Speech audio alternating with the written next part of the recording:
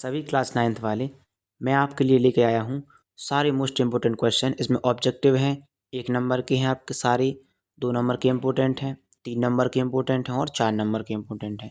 तो आपको क्या करना है, आपको बस इस वीडियो को अच्छे से देख लेना है। मैं गारंटी लेता हूँ आपका पेपर हिंदी का बहुत अच्छा जाएगा, ठीक है। जितने लोग कहते हैं जो बताते वो नहीं आता है, उनके लिए छोटी सी वीडियो खासकर उनके लिए बनाई है। तो देखो आपको क्या करना है, रीढ़ की हड्डी की जो रचनाकार हैं इसको कर लेना है आपको, जगदीश चंद्र माथुर जी हैं, ठीक है। अब रीढ़ की हड्डी एकांकी में जो उमा के पिता थे उनका नाम क्या है, रामस्वरूप, आपको कर लेना है। रीढ़ की हड्डी एकांकी के जो लड़का था ना, उसको कौन सी बीमारी की कमी थी, ठीक है, वो झुका हुआ था, मतलब हड्डी उसकी थोड़ी सी सही नहीं थी, वो झुका हुआ था। अब इसके बाद आपको क्या करना है, जो क्वेश्चन आपको बता रहा हूँ उस पे ध्यान देना है बस। देखो अब आ जाओ आप गद्य खंड में, ठीक है। 2 बैलों की कथा के लेखक कौन हैं, 2 बैलों की कथा के लेखक कौन हैं, प्रेमचंद्र। कौन है, प्रेमचंद्र, ठीक है, इतना समझ गए। अगला देखो, 2 बैलों की कथा में किसका रिश्तेदार था, ठीक है, जो गया था वो किसका रिश्तेदार था, जूही का कौन था, साला। ये क्वेश्चन आ सकता है घुमा फिरा के, ध्यान रखना। ये क्वेश्चन खालिस्तान में आ सकता है, सही विकल्प में आ सकता है, कहीं भी आ सकता है, ये क्वेश्चन आएगा। देखो मैंने कह दिया क्वेश्चन नंबर 3, ध्यान रख लो, रट लो बिल्कुल। गया कौन था, जूरी का साला, ठीक है। इसको मिटा देता हूँ मैं, वरना आप लोग का दिखाई नहीं रहा है। लो, हो गया रफ। अब अपन को क्या करना है, इसके बाद देख लो अगले क्वेश्चन, जितने दिए हैं सारे बिल्कुल आप लोग देख लो, अच्छे से देख लो। सालिम अली कौन थे, ये क्वेश्चन आएगा। सालिम अली कौन थे, प्रसिद्ध पक्षी वैज्ञानिक थे ये, ठीक है।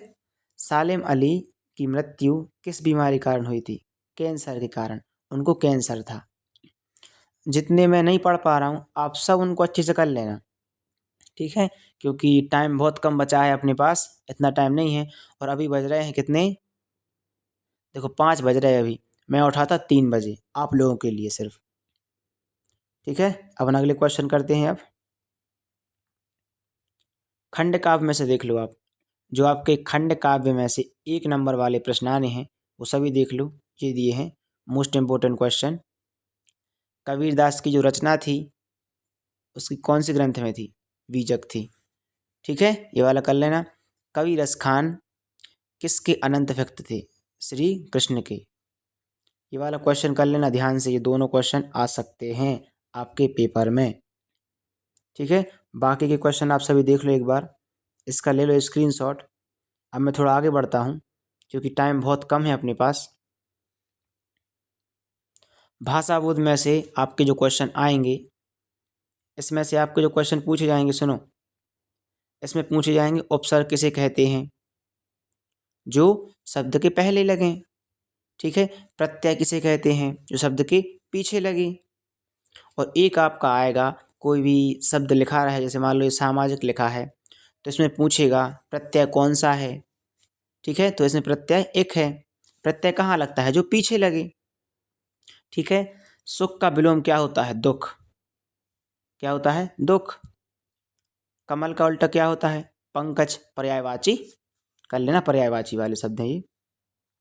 इसके बाद जो मोस्ट इंपोर्टेंट क्वेश्चन आपका आएगा वो आएगा निपात शब्द में से, इसमें से आपका एक प्रश्न आना है, राम ही बाजार जाएगा, इस शब्द में निपात शब्द कौन सा है, तो इसमें हो जाएगा ही।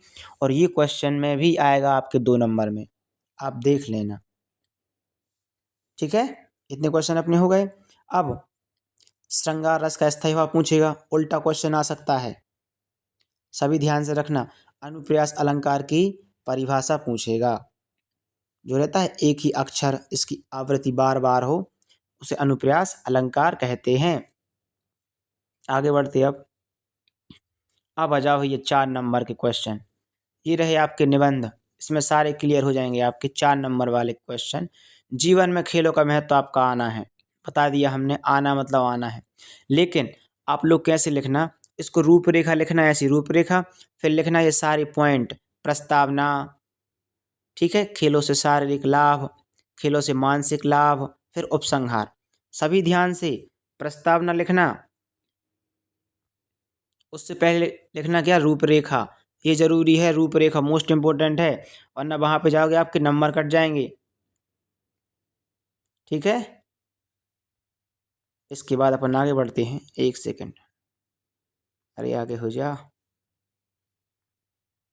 देखो, दो निबंध और देख लो, आएगा तो वो, लेकिन ये वाले भी आ सकते हैं।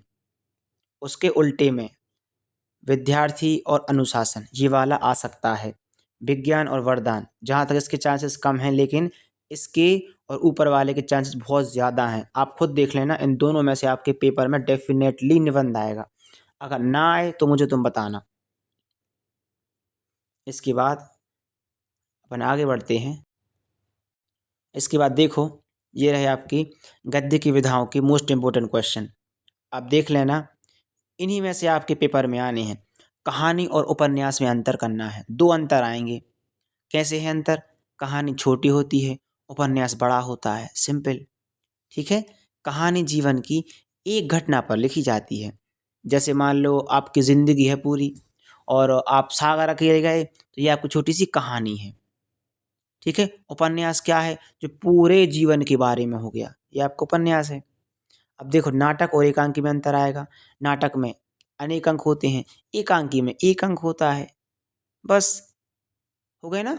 ऐसे आप लोग को दो कर लेने हैं आपको, बस खत्म। इसके बाद अपन आगे बढ़ते हैं। जीवनी और आत्मकथा में अंतर। जीवनी और आत्मकथा में अंतर आपका आएगा, बोल दिया मैंने, आएगा मतलब आएगा।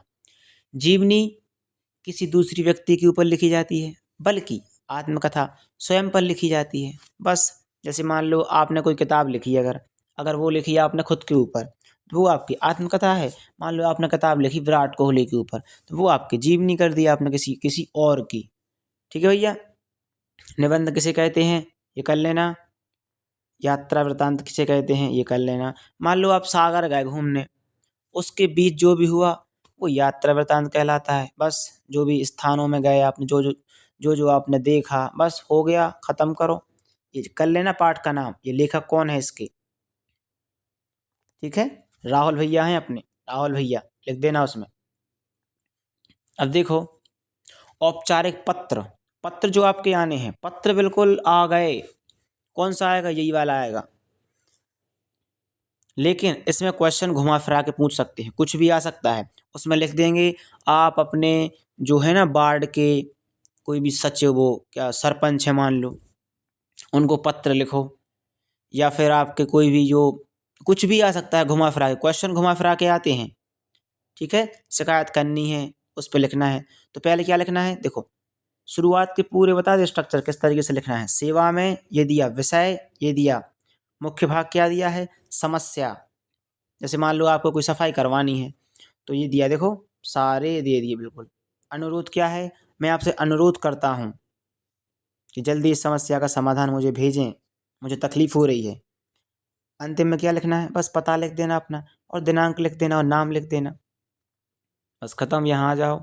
इसके बाद ये देखो, ये लिखना भैया ध्यान से, आपके प्रिंसिपल सर को, प्रधानाचार्य को, आप बहुत गरीब हो, आपको पूरी पैसे बाप को करने हैं, माफ़ करवाने सर से।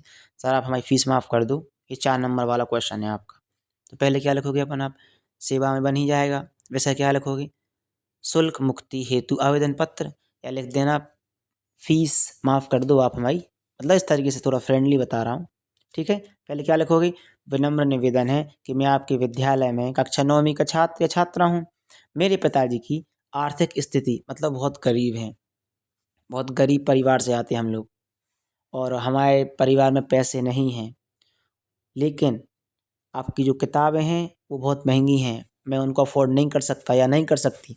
तो कृपया करके आप मुझे सारी किताबें दे दें और मेरी फ़ीस माफ़ कर दें। ठीक है। ऐसा अगर उसमें आ जाए पुस्तक वाले में, तो वो लिख देना। बाकी का ये आपका क्लियर हो गया।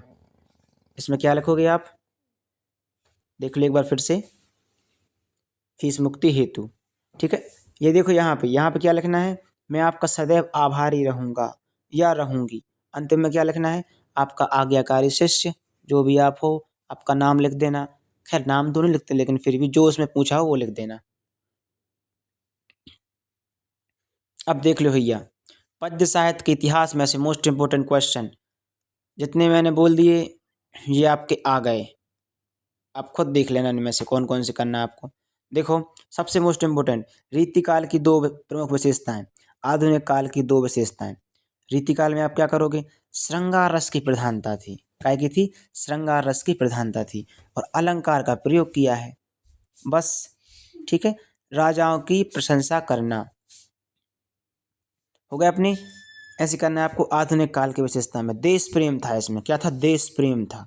समाज सुधार की बात होती थी। दो करना है, ज्यादा नहीं करना है, खत्म हो गया। ठीक है, अगले ये क्वेश्चन देख लो। भक्ति काल को हिंदी साहित्य का स्वर्ण युग क्यों कहा जाता है? देखो आंसर क्या दिया इसमें। इस काल में मानव मूल प्रेम, मतलब जो जितना था, मतलब इस काल में सिर्फ प्रेम भरी बातें होती थी। ठीक है, जैसे मान लो ये दिया रामचरितमानस और सूरदास, ये कौन है? इनके कवि हो गए अपने। खत्म। अब थोड़े से अपन आगे बढ़ते हैं, थोड़ा सा आगे देख लेते हैं। ठीक है, इतने हो गए ना। अब देखो भैया, आपके 3 नंबर में कौन सा आना है? ये आपके 3 नंबर में आएंगे। ये रहे आपके 3 नंबर के, ब्रजभूमि के प्रति प्रेम। एक सेकंड नीचे मत जाओ। देखो ये दिए हैं सारे। ये दिया है पहला, एक सेकंड, और ये दिए हैं 2, एक ये दिया है। सभी इसको देख लो एक बार, स्क्रीनशॉट ले लो इसका, सभी स्क्रीनशॉट लेते जाओ इसका सभी अच्छे तरीके से। आपका ये वाला आएगा, आएंगे तो उन 3 में से एक आएगा, आप खुद देख लेना। ठीक है, प्रस्तुत पद्यांश हमारी पाठ्य पुस्तक जहाँ से लिया जाता है उसमें संदर्भ में लिख देना। प्रसंग में क्या लिखोगे? जो इसके अंदर कही बात गई है, छोटी सी बात, इसका समरी टाइप का। और व्याख्या में क्या करोगे? पूरा लिख देना इसके बारे में। ठीक है, और देखो विशेष ध्यान रखना, सभी विशेष लिखना है। पूरे में किसी में भी विशेष लिखना। क्या लिखना है? अलंकार का प्रयोग किया है, भाषा सरल है, और शांत रस का प्रयोग किया है। कोई भी आ जाए तो थोड़ी अपने मन से लिख देना उसमें बना के, लेकिन विशेष जरूर लिखना, यहाँ नंबर मिलते हैं, ध्यान से। समझ गए सभी? इस बार आपके नंबर देखना हिंदी में कितने मस्त नंबर आते हैं, ये मैंने बोल दिया आप लोगों सबसे। देखो, कहानी किसे कहते हैं, उपन्यास किसे कहते हैं? कहानी उपन्यास में अंतर करो, ये आ गया। कहानी का आकार छोटा होता है, उपन्यास का बड़ा होता है। ठीक है, कहानी एक घटना पर होती है, उपन्यास संपूर्ण जीवन पे होती है। शायद ये मैंने बता दिया ऑलरेडी, लेकिन फिर भी आप एक बार देख लो, कहानी उपन्यास में अंतर आएगा। अब ये देख लो भैया, ये रहे आपके, ये रहे आपके श्यामाचरण दुबे जी। इनका परिचय पूछा जाएगा, इनकी भाषा शैली पूछी जाएगी, उनकी रचनाएं पूछी जाएंगी। ठीक है, रचनाएं आप लोग कर लेना। परंपरा हो गई, अब तो आपकी एक ये माना और संस्कृति हो गई। भाषा शैली में सबकी, चाहे किसी की भी आ जाए, इनकी भाषा सरल है। क्या है? सरल है, शुद्ध है।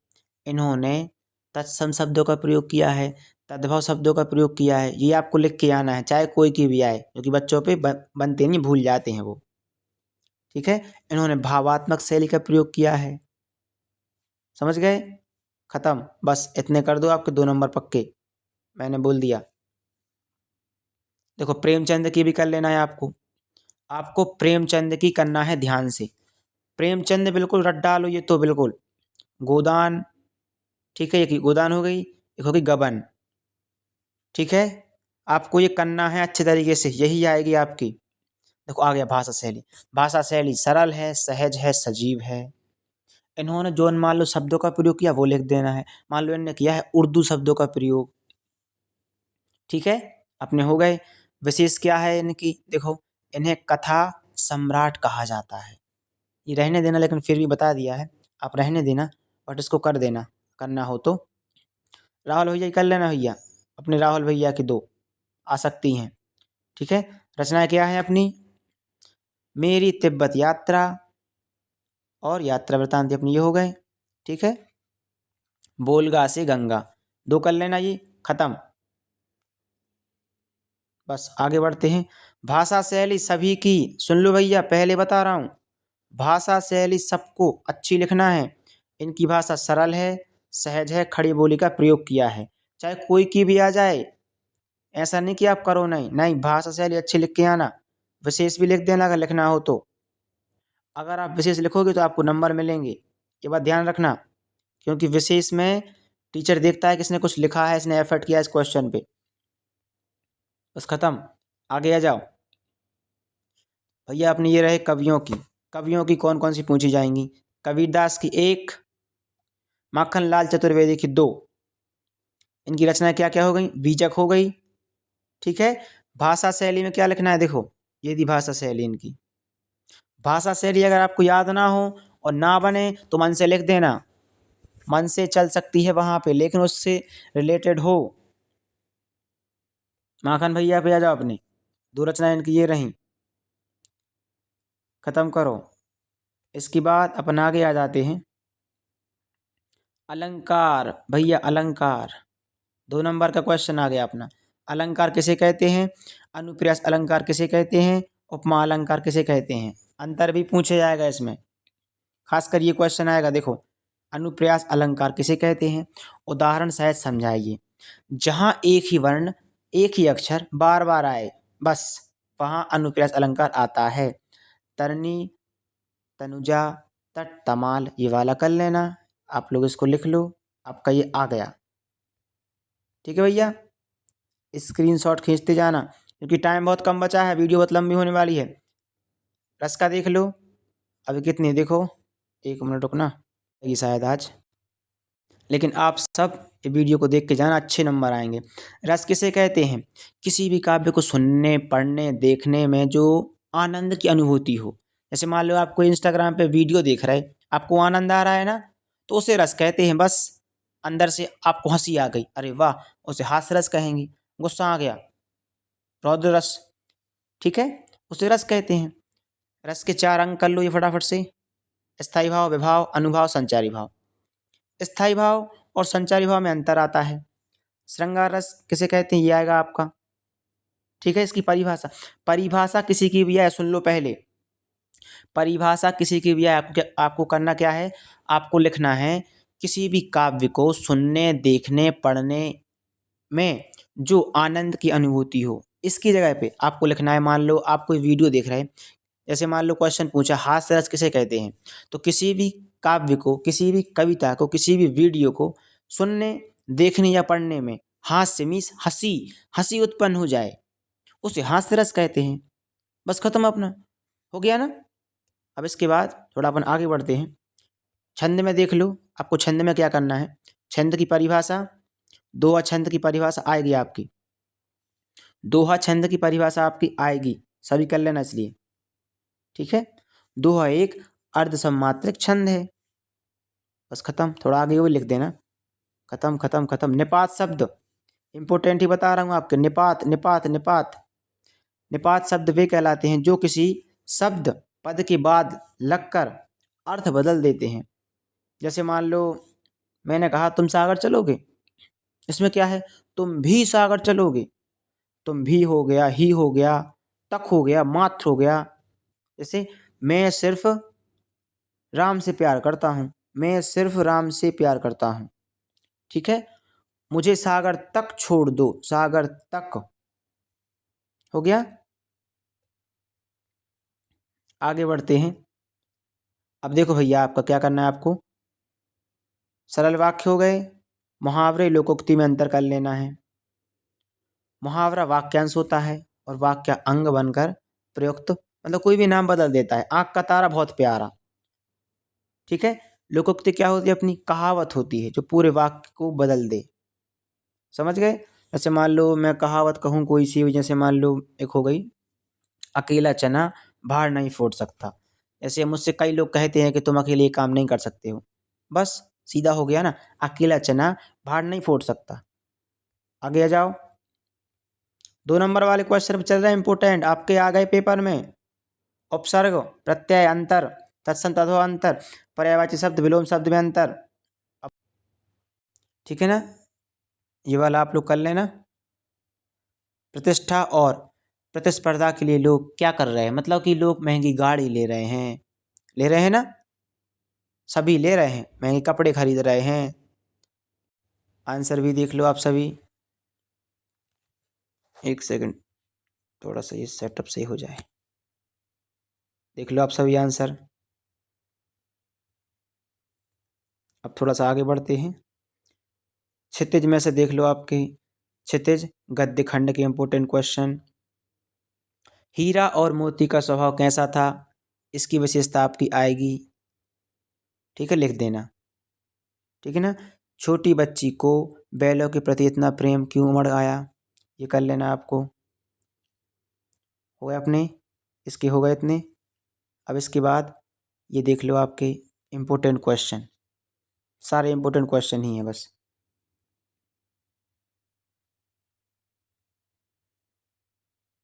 ठीक है, शायद इसमें आंसर भी हैं आगे, आंसर वाले बता देता हूँ मैं आपको। नहीं है भैया, ख़त्म हो गए अपने इतने। मैं आपको पढ़ के सुना देता हूँ यहाँ पे कौन कौन से करना है आपको। कवि ने सच्चे प्रेमी की कसौटी क्या बताई है, आपको ये कर लेना है। ठीक है। मनुष्य ईश्वर को कहाँ कहाँ ढूंढता फिरता है, आपको ये कर लेना है। ठीक है भाई, बाकी का आप लोग कर लेना। ऑल द बेस्ट पेपर के लिए, बस ख़त्म। ऑल द बेस्ट पेपर के लिए, पेपर अच्छे से देना सभी। जो क्वेश्चन बनते हों पहले वो करना, जो क्वेश्चन बनते हों पहले वो करना, ध्यान रखना। जो क्वेश्चन आप पे बन रहे हैं पहले उसको करना है, और कोई भी क्वेश्चन छोड़ के नहीं आना है। जितना हो सके अच्छी राइटिंग में लिखना, बिल्कुल सुलेख राइटिंग में। पहला पेज तो मस्त लिखना, बिल्कुल अच्छे तरीके से पहला page. All the best paper के लिए, कोई भी क्वेश्चन छोड़ के नहीं आना है, अच्छी राइटिंग में लिखना है। राधे राधे सभी को। चैनल को सब्सक्राइब कर देना, क्योंकि कल इंग्लिश का पेपर है आप लोगों का, बहुत कन्फ्यूजन है बच्चों को। वीडियो बहुत जल्द आएगी आप लोगों की इंग्लिश की। राधे राधे सभी को।